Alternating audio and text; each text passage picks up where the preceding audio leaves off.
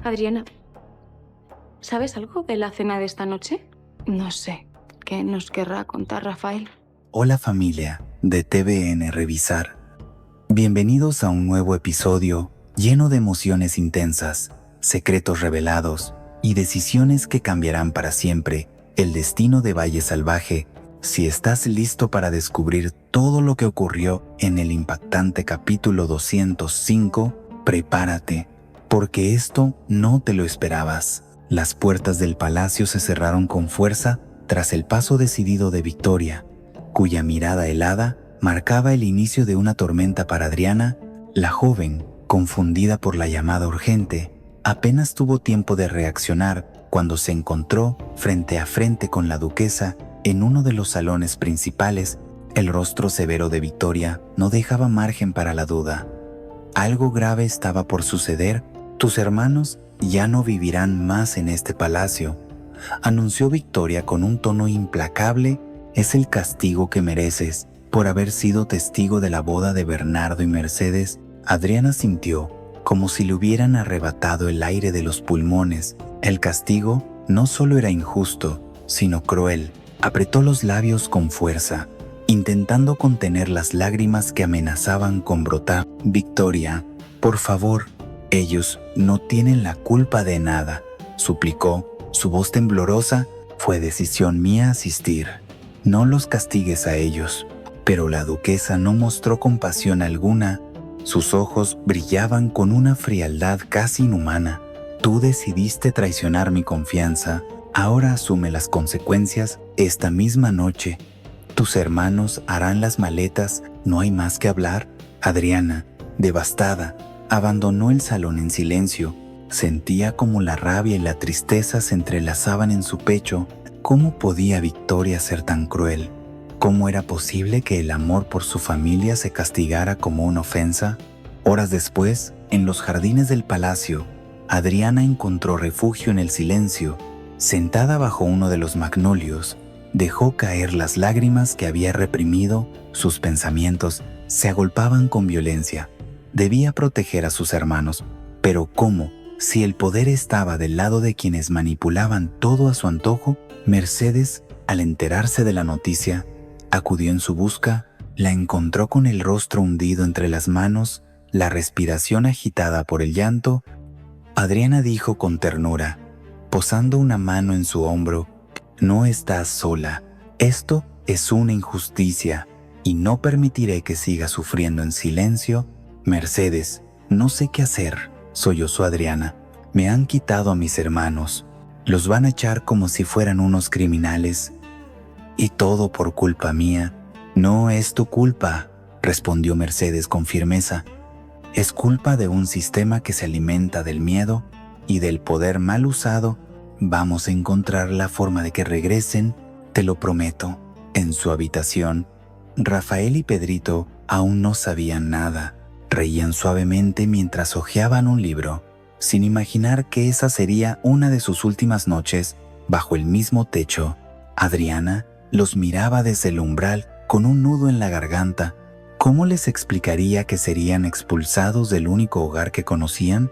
Finalmente, cuando cayó la noche, se sentó junto a ellos y con voz serena les explicó lo que sucedía. Pedrito frunció el ceño y Rafael quedó en silencio. Ninguno protestó.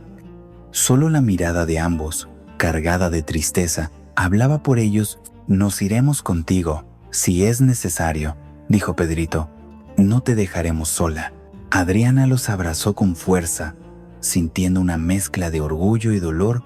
El castigo de Victoria había herido su alma, pero también le reveló el valor inmenso que había en el corazón de sus hermanos. Mientras tanto, Victoria, desde el otro lado del palacio, daba órdenes para preparar su traslado, convencida de que había restablecido el orden. Lo que no sabía era que, con cada acto de tiranía, alimentaba un fuego que pronto sería imposible de apagar. En una de las habitaciones más sombrías del palacio, Rafael se debatía entre la rabia y la tristeza. El rostro de Úrsula, hasta hacía poco tiempo un refugio seguro, se había transformado ante sus ojos en el de una mujer calculadora y despiadada. Su reacción, cuando le insinuó que quería romper el compromiso, había sido brutal. Primero, lágrimas manipuladoras, luego amenazas frías como el acero. Si me dejas, lo pagarás caro. Rafael había dicho a Úrsula, sus ojos encendidos de ira, tú y Adriana no me subestimes. Las palabras aún resonaban en su mente como un eco envenenado. Caminaba de un lado a otro sin poder encontrar paz. Las paredes parecían cerrarse sobre él. Todo su mundo se había derrumbado con esa verdad amarga. Úrsula nunca lo amó, solo había fingido para atarlo, para vencer a Adriana, para asegurarse un lugar en el poder. Sentado en el borde de la cama, Rafael sintió un vacío profundo en el pecho. Había ignorado todas las advertencias, había dudado de Adriana, había confiado ciegamente en una mujer que tejía mentiras como una araña su telaraña, y ahora todo lo que quedaba era el miedo, miedo a enfrentar la verdad, miedo a su padre, miedo al escándalo. Las palabras de José Luis se presentaban una y otra vez, como una sentencia inevitable. Haré lo imposible para que no seas feliz con Adriana. Era una declaración de guerra. Su propio padre se había convertido en su enemigo.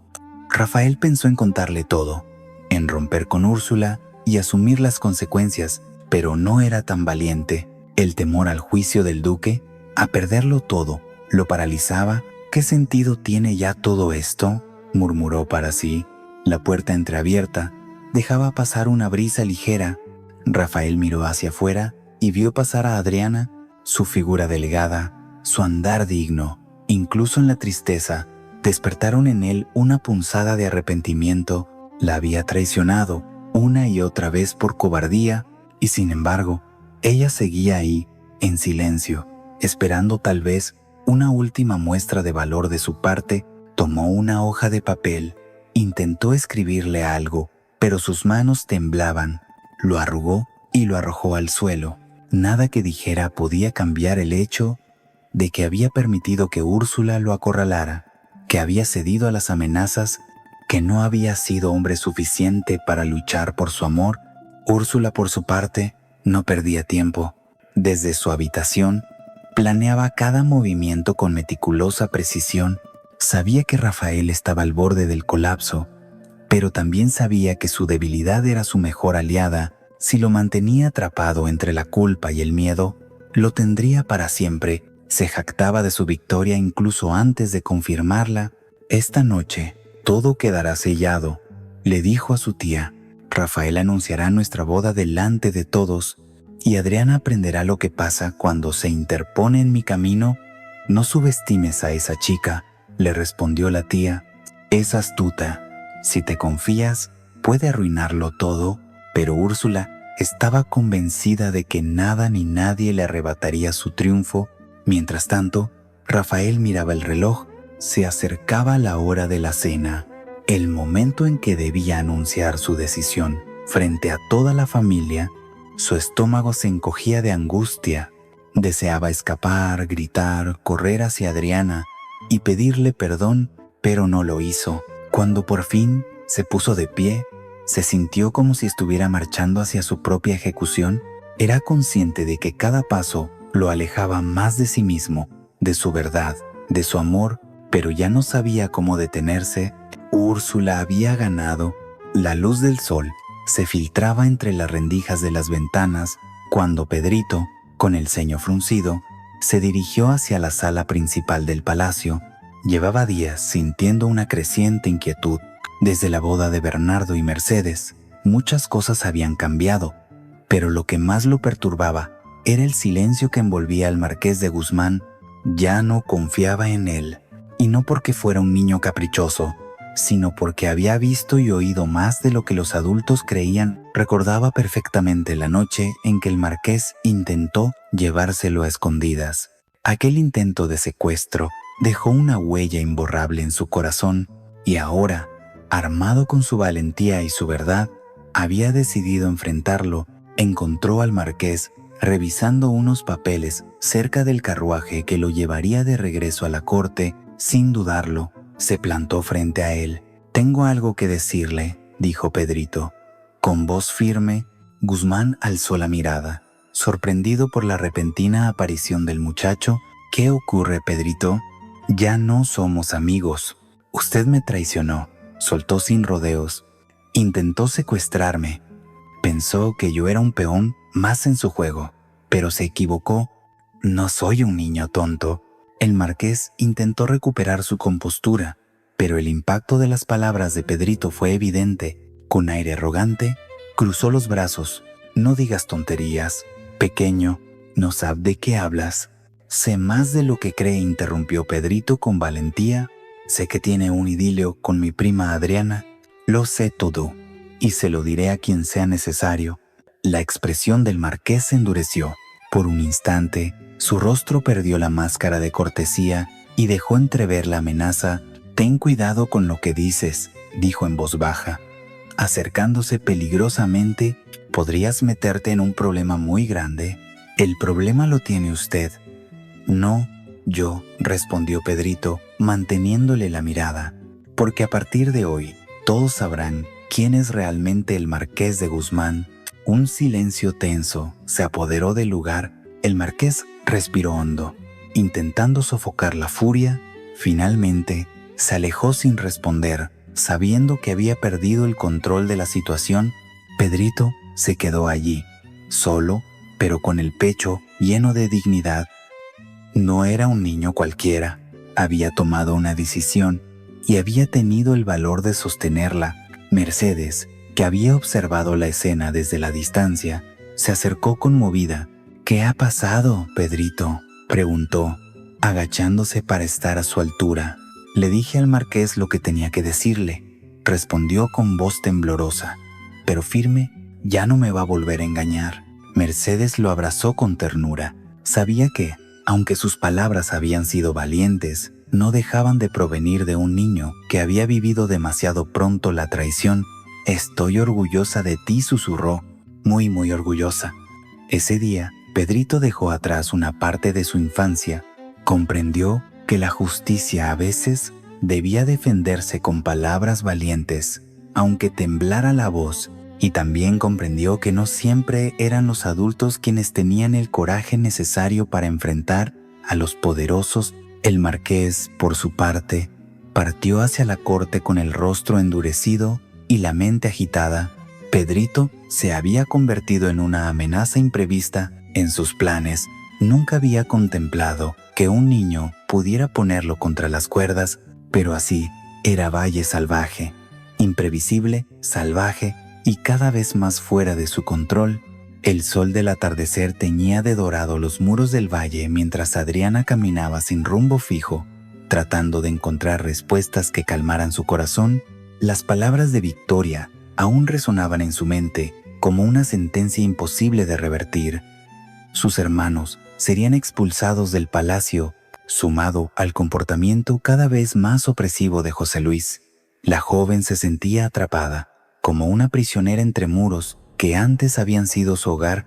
Sin poder más con el dolor que la ahogaba, fue en busca de Luisa.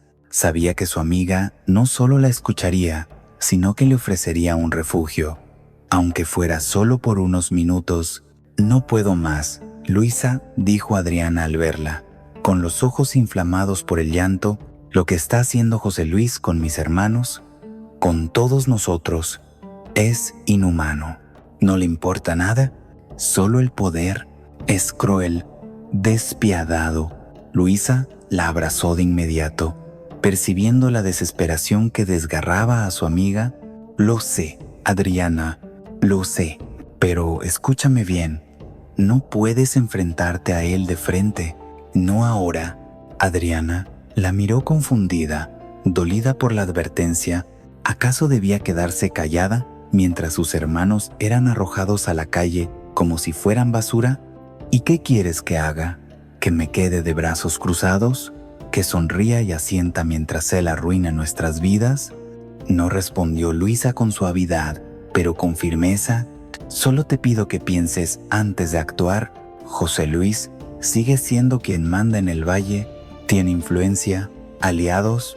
Si lo desafías abiertamente, no solo te pondrás en riesgo tú, sino también a tus hermanos y a los que vivimos en la casa pequeña. ¿Ya viste lo que fue capaz de hacer con los suministros? Adriana bajó la mirada. Luisa tenía razón.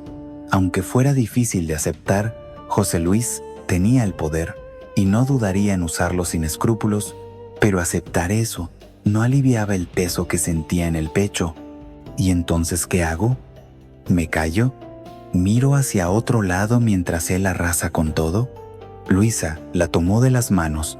No, Adriana, no te estoy pidiendo que renuncies a la lucha, solo que seas inteligente. Hay batallas que no se ganan con fuerza, sino con estrategia. Espera, observa, encuentra su punto débil. Y cuando llegue el momento adecuado, entonces actúa. Pero ahora, solo ahora, protégelos con silencio. Adriana suspiró. La impotencia era el sentimiento más amargo que conocía, y sin embargo, en ese instante encontró un mínimo de consuelo en la compañía de su amiga. Gracias, Luisa. Gracias por no dejarme sola, murmuró. Siempre estaré contigo, aseguró Luisa. Y recuerda, cuando los poderosos se creen invencibles, es cuando más vulnerables se vuelven. En ese mismo momento, desde una terraza oculta, Victoria observaba la escena con el ceño ligeramente fruncido. No podía escuchar lo que se decían, pero entendía por la postura corporal de ambas que Adriana no se rendiría fácilmente. Era un riesgo y uno que debía vigilar de cerca. Tendremos que mantenerla bajo control, dijo para sí misma. Si se le ocurre desafiar a José Luis, podría alterar todo el equilibrio, pero Victoria cometía un error al subestimarla. Adriana no era una niña rebelde, era una mujer que había sido empujada al límite y que, gracias al consejo de una amiga leal, ahora entendía que el tiempo podía ser su mayor aliado. Esa noche, mientras la cena familiar se acercaba, Adriana no dormía. En su corazón ardía un fuego de justicia, pero su rostro mostraba serenidad. La batalla apenas comenzaba. Pero no sería una lucha impulsiva, sería una guerra de inteligencia. Y Adriana estaba dispuesta a ganarla. Paso a paso, el aire era denso en la plaza principal del valle. Don Hernando Marqués de Guzmán caminaba con paso firme. Su capa ondeando al ritmo de su determinación, tenía un propósito claro antes de su partida hacia la corte: confrontar a José Luis por los actos deshonrosos que venía cometiendo contra la casa pequeña. No podía marcharse sin antes dejar clara su posición ante quien, a sus ojos, había cruzado todos los límites de la decencia. Encontró al duque de Valle Salvaje en el centro del mercado, rodeado de comerciantes que lo saludaban con sumisión. José Luis alzó la vista y frunció el ceño al ver aproximarse a Hernando. «Vaya, Marqués», saludó con ironía. «¿A qué debo el honor?». «Al deber», respondió Hernando sin rodeos. «Vengo a exigirte explicaciones. Me han llegado informes de que estás impidiendo a los mercaderes vender alimentos y productos básicos a la casa pequeña». José Luis soltó una risa contenida. «¿Y eso qué tiene que ver contigo?». «Mucho más de lo que crees», espetó el marqués. «Estás atacando no solo a Bernardo y Mercedes, sino a todos los que allí viven, viejos, niños, mujeres. ¿Eso es lo que te parece digno de un duque? La disciplina requiere firmeza. Quien se alía con traidores debe asumir las consecuencias». «No son traidores», replicó Hernando, alzando la voz. «Bernardo es un duque como tú. Atacarlo de esta manera no solo es inmoral, es una agresión contra un igual. Y eso, José Luis, podría costarte caro». El rostro del duque se tensó. «¿Me amenazas?». «Te advierto», dijo Hernando, con tono gélido. «Yo aún tengo influencias en la corte. El rey Carlos escucha mis consejos. Si sigues en esta línea, puedo llevar esto ante él. Podrías perderlo todo, tu prestigio, tu poder, incluso tu título». Por primera vez, José Luis mostró un atisbo de incomodidad. La amenaza no era vana. Sabía que Hernando aún conservaba aliados importantes en la corte, pero su orgullo no le permitió ceder. «No me intimides, Hernando. El rey no tomará decisiones basadas en quejas de ancianos nostálgicos. Veremos si es así, respondió el marqués con una sonrisa cortante, porque también puedo contarle quién eras antes de llegar aquí, cómo obtuviste este ducado, lo que escondes tras esa fachada de nobleza. José Luis lo miró con furia contenida. Cuidado, marqués, ¿estás cruzando una línea peligrosa? La cruzaste tú primero, cuando comenzaste a jugar con el hambre de los inocentes, replicó Hernando. Y recuerda, no eres el único que sabe jugar sucio. El silencio que siguió fue cortante. Los pocos comerciantes que aún quedaban en la plaza fingieron mirar hacia otro lado. Nadie quería intervenir entre dos titanes enfrentados, pero todos sabían que aquello no quedaría allí. Hernando se giró y se alejó con paso sereno. Había dicho lo que tenía que decir, no se marchaba en paz, pero sí con la certeza de haber plantado una semilla de miedo en el corazón de José Luis. El duque, por su parte, se quedó solo, con los labios apretados y el alma llena de rabia. Sabía que Hernando hablaba en serio, y sabía también que si la corona intervenía, sus días como dueño absoluto del valle podían estar contados. En los jardines traseros del palacio, donde el silencio era interrumpido solo por el crujido de las hojas secas, Leonardo se encontraba contemplando el horizonte, abstraído en pensamientos cada vez más oscuros. Su padre, el marqués de Guzmán, se había marchado momentáneamente del centro del valle, pero antes de partir, lo buscó con una mirada cargada de furia contenida. El encuentro, inevitable, fue breve pero definitivo. Leonardo llamó con voz grave: «Antes de marcharme, quiero que sepas algo. Aún no he olvidado el golpe que me diste. No me has pedido perdón y tampoco espero que lo hagas». Leonardo permaneció en silencio, apretando los dientes. «Pero no creas que eso quedará así», continuó Hernando, acercándose. «Te haré sentir ese mismo dolor, y no una sola vez, sino 100 veces. Cuando menos lo esperes, cuando creas que estás a salvo, vendrá». El joven sintió un escalofrío recorrerle la columna. No era una amenaza lanzada al aire, era una promesa, una venganza en suspenso, como un puñal colgado sobre su cabeza.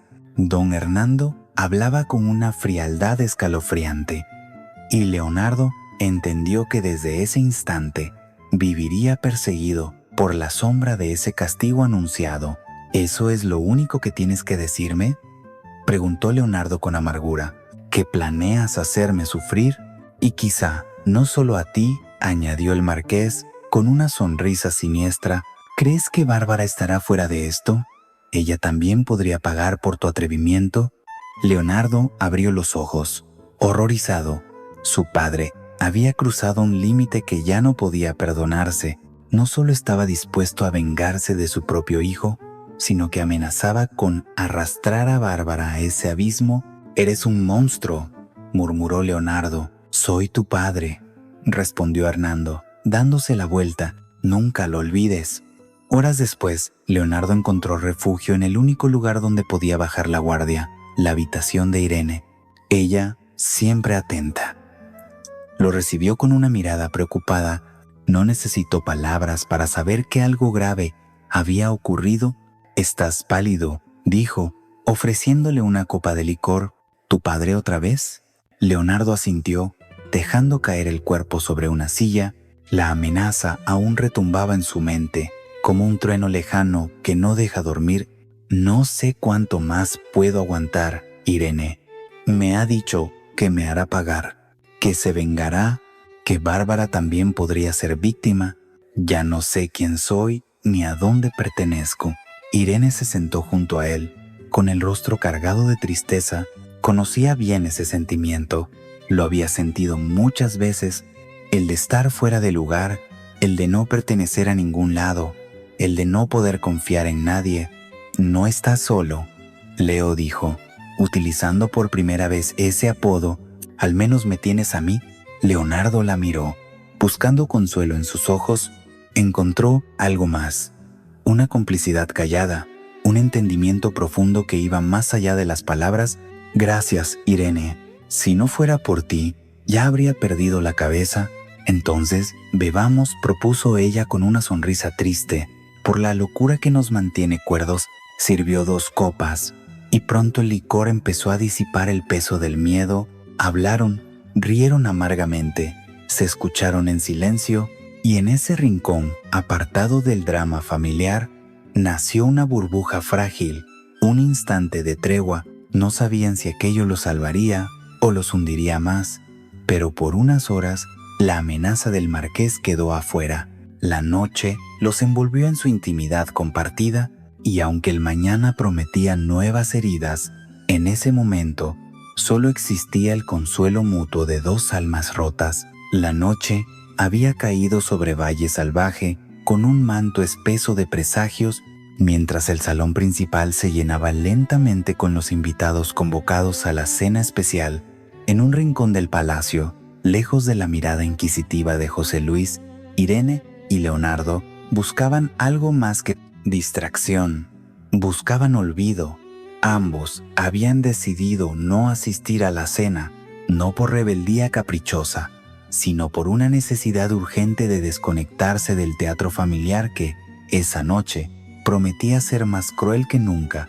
Irene, con la intuición de quien ha vivido muchas tormentas, lo había sentido en el ambiente, y Leonardo, hundido por la amenaza de su padre y el colapso de todo lo que consideraba suyo, no había tardado en aceptar. La habitación de Irene estaba en penumbra, iluminada solo por la luz titilante de una vela. Sobre la mesa, una botella de licor aguardaba su destino. Al principio, solo hablaron poco.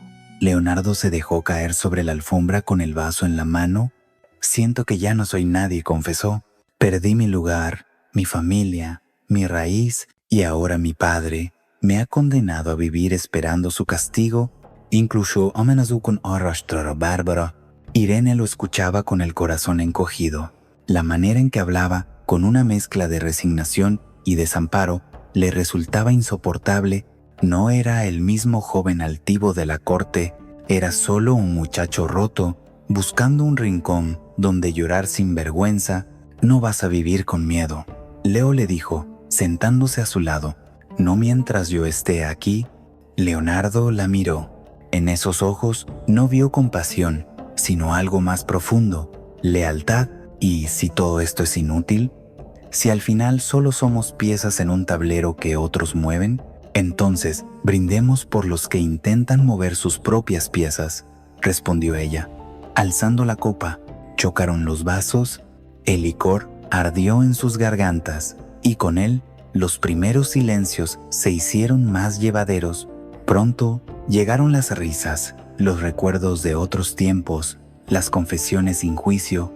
La noche se volvió más íntima, más ligera, como si, por unas horas, el resto del mundo se desvaneciera. Tras esas paredes, Irene sacó un par de mantas y se recostaron uno junto al otro, mirando al techo, sintiendo que esa complicidad nacía de una herida común. Habían perdido tanto que lo único que les quedaba era ese instante robado. «¿Qué haremos mañana?», preguntó Leonardo, ya con la voz adormecida. «Mañana decidiremos si seguimos huyendo o si nos enfrentamos a todo», susurró Irene. Hubo un silencio largo, sereno. Ella apoyó la cabeza en su hombro. Él cerró los ojos. Era la primera vez en semanas que no sentía la presión del miedo hundiéndolo. Allí, con Irene, había paz, pero el mundo seguía girando fuera de esa habitación.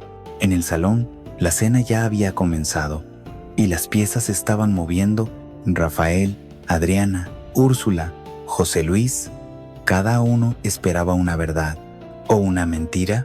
Irene lo sabía, y por eso apuró otra copa, buscando prolongar ese momento con Leonardo, porque fuera de esa puerta lo aguardaba una guerra. Y tal vez, solo tal vez, esta noche de evasión sería la última antes de la tempestad. Las velas encendidas lanzaban sombras alargadas sobre las paredes del comedor principal. El ambiente estaba cargado, casi irrespirable. Todos los presentes sabían que aquella no era una cena cualquiera. Rafael había anunciado que compartiría una noticia importante. y cada mirada se posaba sobre él con expectación, temor o interés. Adriana, sentada al otro extremo de la mesa, trataba de mantener la compostura. Su corazón latía con fuerza desbocada. A pesar de las señales, a pesar del silencio de Rafael durante los últimos días, aún guardaba una esperanza. Quería creer que él iba a liberarse, que rompería su compromiso con Úrsula y finalmente hablaría desde el corazón. Úrsula, sin embargo, irradiaba seguridad. Vestida de manera impecable, su expresión era la de quien ya conocía el final de la obra. De vez en cuando, dirigía una sonrisa fingidamente amable hacia Adriana, como quien disfruta de una victoria antes, incluso de que se declare. José Luis, como siempre, dominaba la escena con su presencia. Victoria observaba en silencio, calculando cada gesto. Julio, inexpresivo, parecía estudiar la tensión como si se deleitara con ella. Faltaban Leonardo e Irene, ausentes por decisión propia. Rafael, intervino José Luis, rompiendo el silencio. Dijiste que tenías algo importante que anunciar. Estamos esperando. El joven tragó saliva. Su rostro estaba pálido, pero su expresión era serena. En su interior, un huracán de emociones lo arrastraba. Pensó en Adriana, en Úrsula, en su padre y en sí mismo.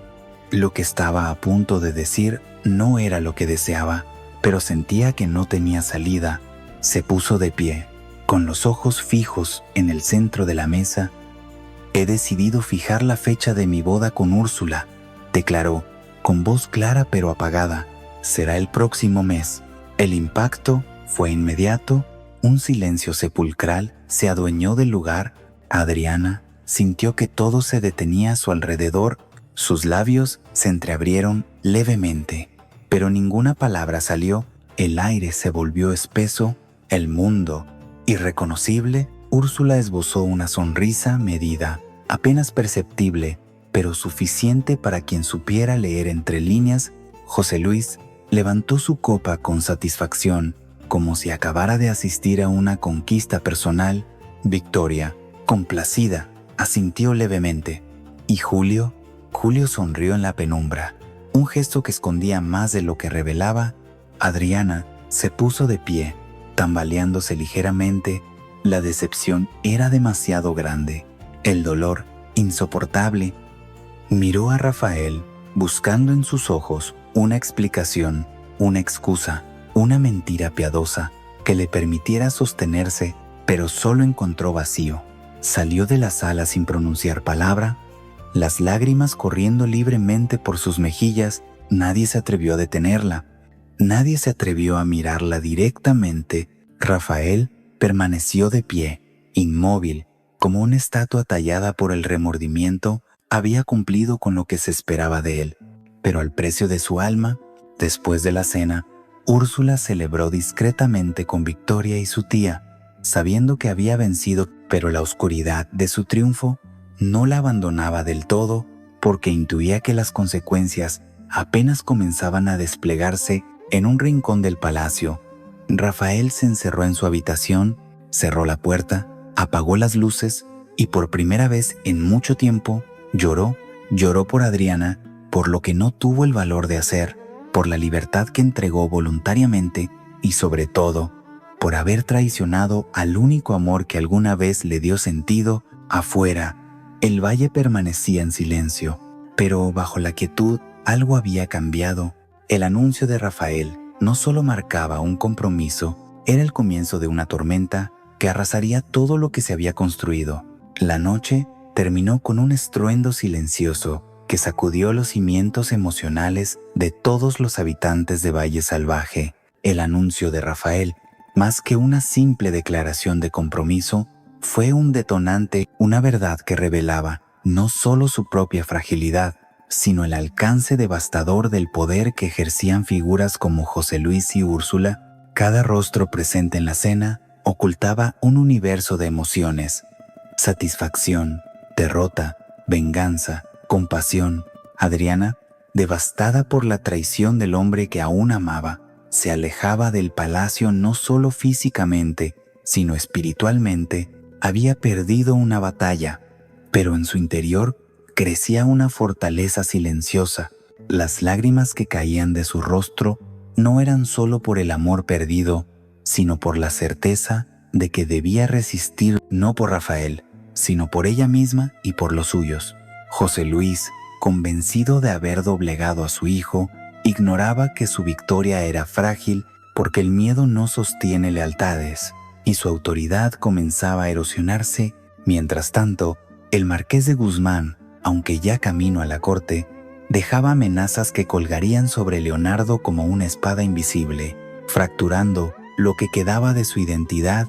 Irene y Leonardo, refugiados en su rincón secreto, hallaban consuelo mutuo en medio del caos. Su evasión era también una forma de resistencia, y Pedrito, el más joven, se levantaba como una voz clara en un mundo de manipulaciones, enfrentando al marqués con la verdad que los adultos callaban. El equilibrio de Valle Salvaje se había quebrado y en esa grieta nacía una nueva etapa, una más dura, más oscura, pero también más reveladora.